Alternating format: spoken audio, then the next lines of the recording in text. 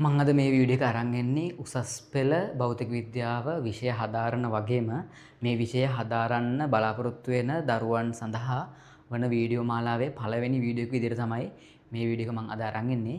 මේ වීඩියෝ එකෙන් මම කතා කරන්නේ ඔයාලා O level ඉඳලා A level වලට යද්දී යම්කිසි ગેප් එකක් තියෙනවා මේ ගණිත කර්ම සිදු කරද්දී ඒවා නිර්වද්‍යව සිදු කිරීමේ සහ ඒ දේවල් වේගවත්ව සිදු කිරීමේ හැකියාව ඔයාලා ප්‍රගුණ කරන්න ඕනේ මේ උසස් පෙළ විෂයන් හදාරද්දී විශේෂයෙන්ම බයෝමැත්ස් වගේ විෂයන් හදාරද්දී ඉතින් ඒ වර්ධනය කිරීමේ හැකියාව වැඩි කරන පොඩි පාඩම් කොටසක් මම අද කතා කරනවා. අද පාඩම් කොටසෙන් මම කතා කරන්නේ සමානුපාතික නීති ගැන. ඉතින් මේ කොටස ඔයාලට ගණන් විෂයන් සම්බන්ධ භෞතික විද්‍යාව, රසායන විද්‍යාව, සංයුක්ත ගණිතය මේ වගේම අනිත් විෂයන් සඳහාද මේ කියන සුළු කිරීම ගණිත කර්ම ඔයාලට යොදා ගන්න පුළුවන්. ඉතින් පළවෙනියට මම කතා කරන්න මේ සමානුපාතික නීති ගැන. සමානුපාතික නීති ගැන කතා කරන්න කලින් මම මුලින්ම එහෙම ගන්නම් සංඛ්‍යා හතරක් තියෙනවා. මම මේ සංඛ්‍යා හතර A B C D කියලා නම් කරලා ඔයාලට මේ විදිහට පෙන්නන්නම්. A බෙදීම B සමානයි C බෙදීම D. මෙන්න මේ විදිහ සංඛ්‍යා හතරක් තියෙනවා නම් මේ සංඛ්‍යා හතර සම්බන්ධව කරන්න පුළුවන් ගණිත කර්ම කිහිපයක් තියෙනවා. මේවට කියන්නේ සමානුපාතික නීති කියලා. ඉතින් මේ විදිහට ගන්න මේ සංඛ්‍යා හතර මම ලියනවා 1 බෙදීම 2 සමානයි 3 බෙදීම 6. ඔය A B C D කියන සංඛ්‍යා හතර 1 2 3 6 කියලා හිතමු. හරි. ඒ විදිහට මේ විදිහට සංඛ්‍යා හතරක් තියෙනවා නම් පළවෙනි රූල් එක තමයි මට ලියන්න පුළුවන් A යට A ධන B කියන එක සමාන වෙනවා C යට C ධන D. හරි. මේ සංඛ්‍යා ටික යොදලා මේක සමාන වෙනවද කියලා බලමු. එතකොට 1 යට මේ දෙක එකතු කරලා ලියනවා. 3 සමානයි 3 යට මේ දෙක එකතු කරලා ලියනවා. පහලින් 9යි. සමානයි නේද? මෙන්න උත්තරය ලැබිලා තියෙනවා. ඒ විදිහටම තව සූත්‍රයක් මට ලියන්න පුළුවන්. A ධන B යට B සමානයි C ධන D යට D. මේකත් සත්‍ය වෙනවා. ඉතින් මම මේකට උදාහරණයක් මේකම ගන්නම්. A ධන B කියලා කියන්නේ මේකේ මොනවද? 3 යට 2 සමානයි. මෙතන 9 බෙදීම 6. සමානයි නේද? හරි. මේ විදිහට මේ ටික සමාන වෙනවා. මම දෙවෙනියට මම මේක ගන්නම්.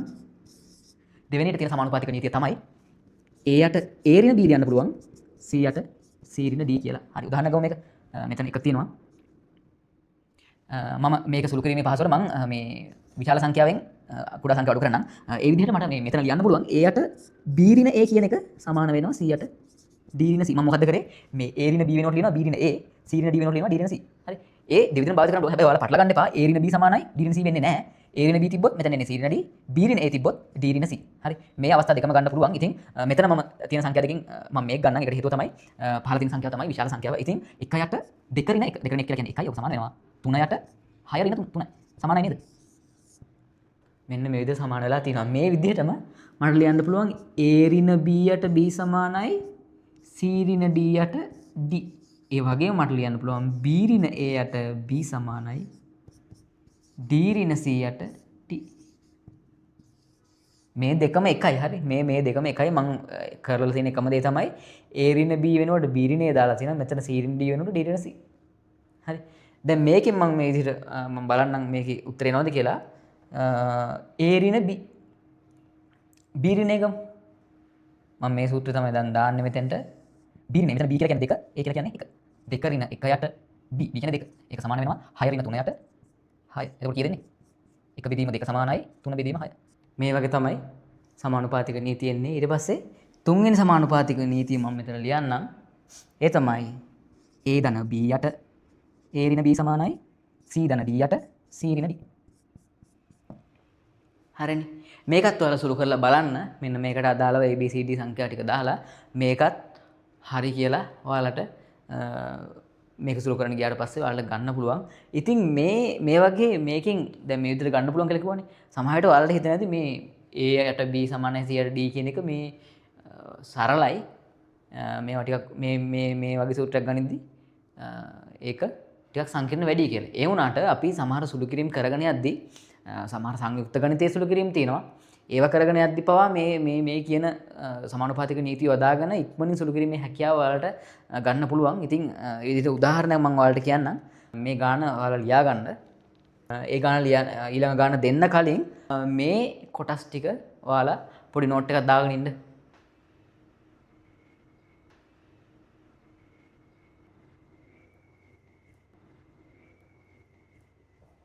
හරි මං හිතනවා ඔයාලා මේ ටික නෝට් එකක් දාගන්න නැති කියලා. මේ දේවල් ප්‍රැක්ටිස් කරලා තියෙන එක ඔයාලට ගොඩක් වැදගත්. ඉතින් මේ විදිහට හිතන්න ඔයාලට ගානක් තියෙනවා මෙන්න මේ විදිහේ සූත්‍රයක්. පීඩන ඩී වතාවක් n ධන r ඍණ 1 යට c. මොකක් හරි මේ විදිහේ සමීකරණයක් තියෙනවා. මෙන්න මේ සමීකරණයේ මම ගාන හදාගෙන යද්දී මේ p කියන්නේ පීඩනය කියලා හිතමු.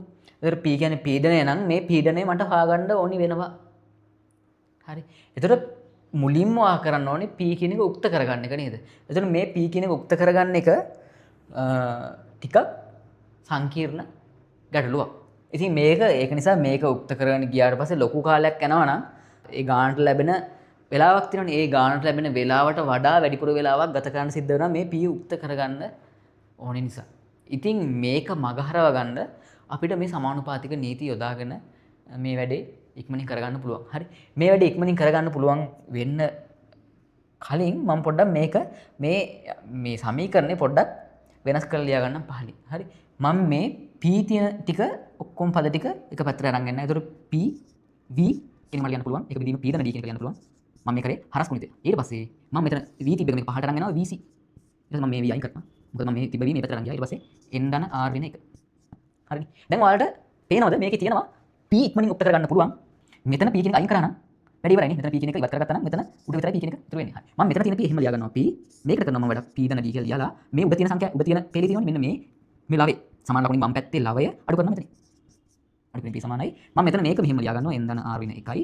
පහළට තමයි අර කරන දෙක ගන්න මොකද කරේ? සමාන ලකුණින් මේ පැත්තේ කරේ මොකද්ද? හරයෙන් ලවය අඩු කරා. හරි. මේකෙදිත් මම කරනවා හරයෙන් ලවය අඩු කරනවා. මොකද්ද මේ ලවය? n ධන r ඍණ 1. පැහැදිලිනේ? එතකොට n ධන r ඍණ 1. දැන් එතකොට මේකේ p ට p කැපිලා යනවා. p උක්ත කරලා මට ලියන්න පුළුවන් මෙතන ඉතිරි වෙනවා d. මේ d කියන එක මම මෙතනට දානවා d n ධන r ඍණ 1 යට vc ඍණ n ධන r ධන 1යි. මම මේ ධන 1 කියලා ලිව්වේ මේ ඍණයි මේ ඍණයි ගුණ වුණාන් පස්සේ එන්නේ ධන.